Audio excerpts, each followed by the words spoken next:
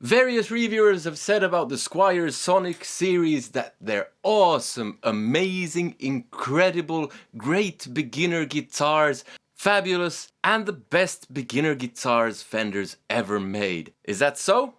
Let's find out. Hello and welcome to another video with me, Elmo Karjalainen. It's good to have you along. Today we're checking out the Squier Sonic series Strats. The Sonic series replaces the old Bullet series, and they're Squier's entry-level beginner guitars. These both cost 179 euros each. They have 21 tall frets, poplar bodies that are thinner than your regular Strat, maple necks, maple fretboards, ceramic single coil pickups, and one has a ceramic humbucker. One reviewer said that one of the great things about these is that they didn't have any fret sprout or a fret sticking out. So I'm going to play these clean, crunch and distorted, then I'm going to check out how they stay in tune with the whammy bar test, and then we'll come to some sorts of conclusions. Let's start with a single.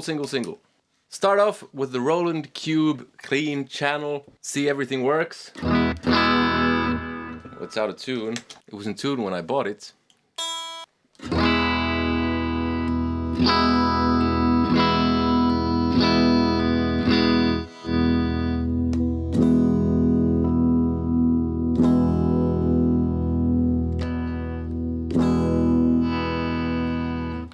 Okay, so this tone pot is wired to that pickup, which I like. Some people don't.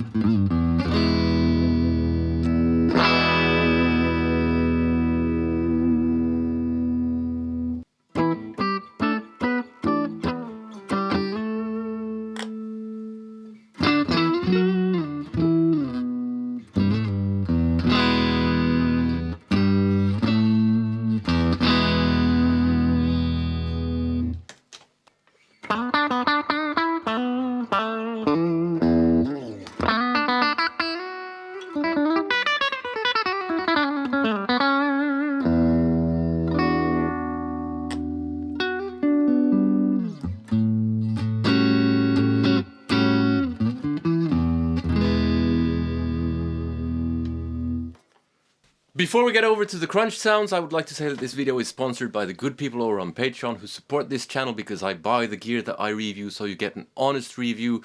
Thank you to everyone who supports me there. If you want to check that out, there's a link in the description. Let's swap over to the Marshall Plexi and get some crunch and more overdriven tones.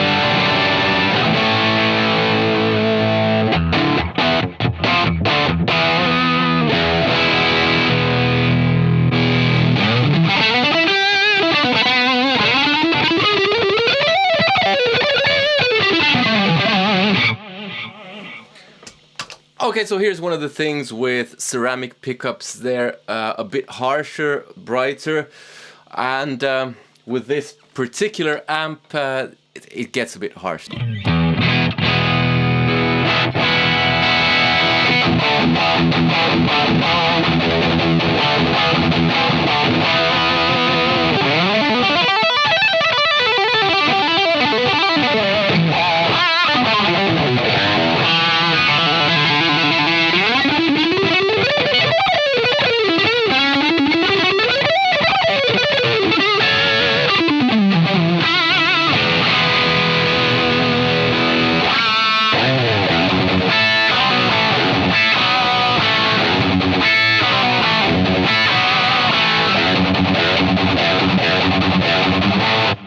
Try the other one. But before I do, a word about looks. They look okay, nothing special. That thin, cheap type of tremolo block on the back, everything looks really basic, but not terrible, so yeah.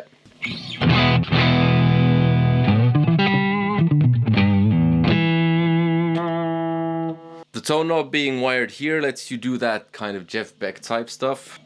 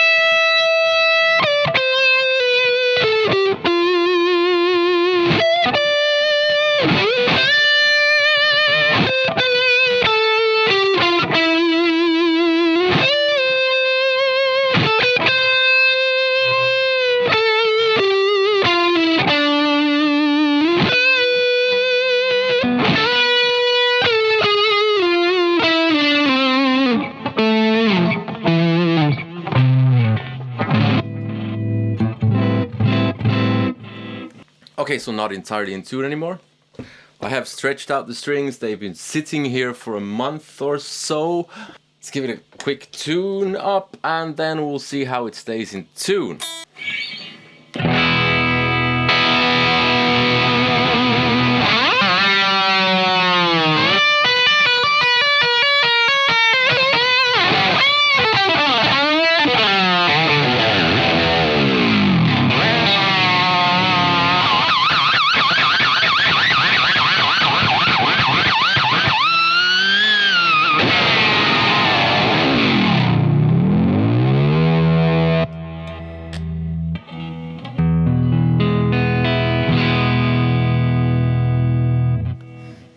Try the same with the other one.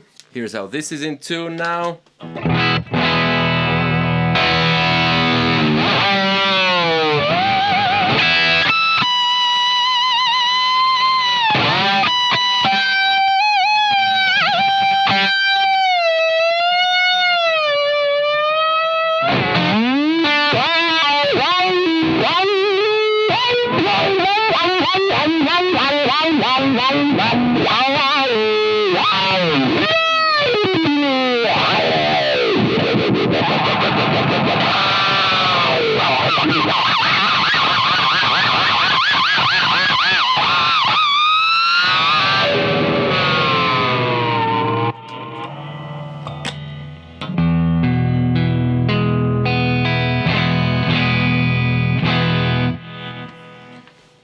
they stayed in tune remarkably well.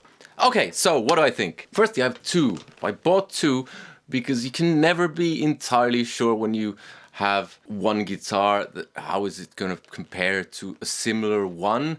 Two, it's still not statistically relevant, but it is more relevant than just one.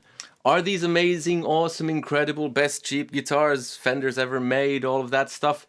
No. One of the things mentioned, like I said, was that one reviewer said that they didn't have any fret sprout or things of that nature. Both of these guitars had terrible fret sprout, and keep in mind, I bought these in the spring, so it's May 20th when I'm filming these, so it was midway through April, I think. So it's not as dry here anymore as it is during the winter, so it could have been even worse probably. And fret sprout is not a huge issue, except if you're a beginner, because if you're a beginner, you don't want to be dealing with fret sprout. Seriously. You can fix that in like 15 minutes or so if you have the tools, but a beginner won't have the tools, probably won't know even where to look. So fret sprout for a beginner can be a bit of a deal breaker. Something that's a bit worse is that on both guitars, 4 or 5 frets are sticking up, so you get rattle.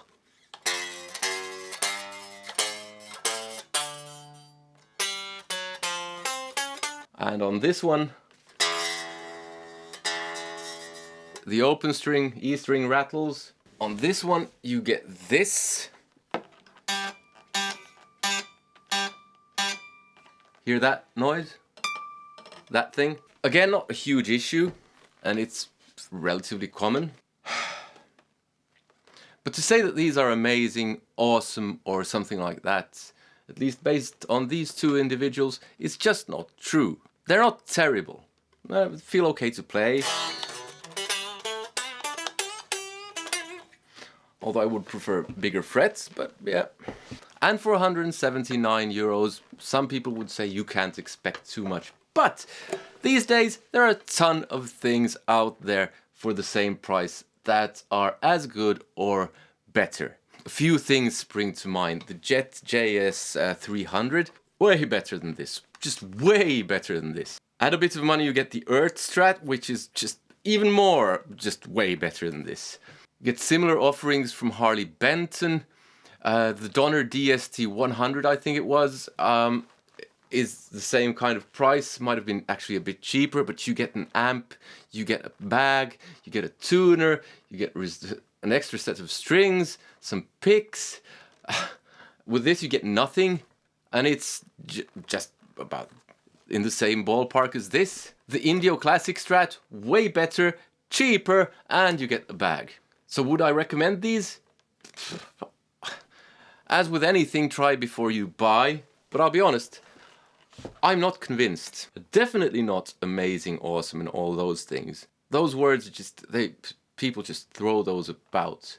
These are not amazing. These are not awesome. These are not incredible. These are not the best cheap guitars Fender's ever made, at least these two. The old Bullet Telly, which I tried, was way better than this. Although I haven't tried the Sonic series Telly, so don't know. And like I said, there are alternatives out there. If you want to check out some alternatives, there are 2 videos here. There are also links in the description to budget gear that I recommend with some really good guitars that I think are better than these.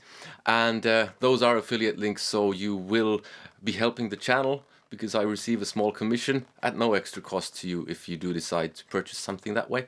But regardless of what you do, try before you buy. I hope you enjoyed this video. I hope you have a nice day. See you. Take care. Bye.